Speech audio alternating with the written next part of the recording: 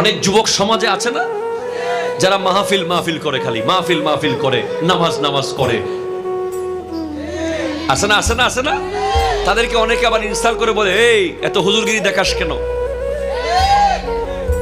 আমগো হুজুর, ও পড়েছে স্কুলে, কিন্তু তারপরও ওকে অপমান করে বলে আমগো হুজুর। ঠিক কিনা বলেন না? দেখবেন ওই নামাজ নামাজ যে করেছে, আপনাকে ডেকেছে মসজিদের দিকে, আপনি যান নাই, আরে তুই যা।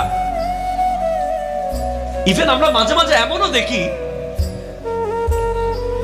অনেক মানুষ অফিসের কলিগকে, অফিসের অধস্তন কর্মকর্তা যদি বলে, বস আমি একটু নামাজ পড়তে যাব, আরে একটা নামাজ নামাজ করিয়েন না।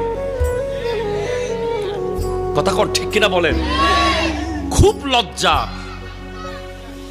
খুব দুঃখের।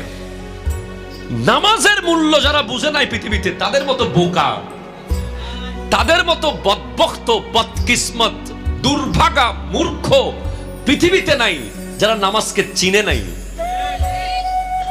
নামাজকে আপনার চিনতে হবে, নামাজটা আসলে কি। আমি আপনাকে অনেকভাবে চেনাতে পারি নামাজ। এক, নামাজ হলো আপনার বন্ধু।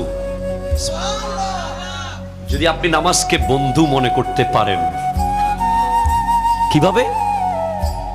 বন্ধুর কাজ কি? আসলে বন্ধু কাকে বলে? আসল বন্ধু সে যে আপনার দুঃখের সাথী হয়,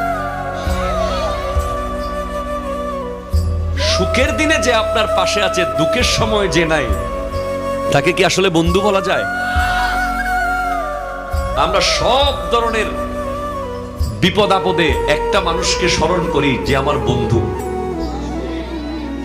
আল্লাহ রাসূলের কাছে, আল্লাহর কাছে ফরিয়াদ করি, আল্লাহ রাসূলের কাছে দোয়া চাই, বাবা মাকে বলি, কিন্তু তারপরেও একটা আস্থার জায়গা থাকে।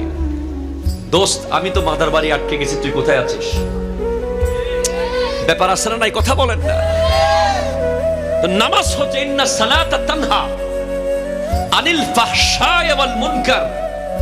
নামাজ হচ্ছে ওই বন্ধু যে আপনাকে মদের বোতলে হাত দিতে দেবে না। নামাজ হলো ওই বন্ধু যে আপনাকে ঘুষের টাকা ধরতে দেবে না। নামাজ হলো ওই বন্ধু যে আপনাকে সুদের টাকা খেতে দেবে না। নামাজ হলো ওই বন্ধু যে আপনাকে মানুষের জায়গা দখল করতে দেবে না। নামাজ হলো ওই বন্ধু যে আপনাকে বাবা মার সাথে বেয়াদবি করতে দেবে না। নামাজ হলো ওই বন্ধু যে আপনাকে বিনয়ী বানাবে, নম্র বানাবে, ভদ্র বানাবে, সভ্য বানাবে।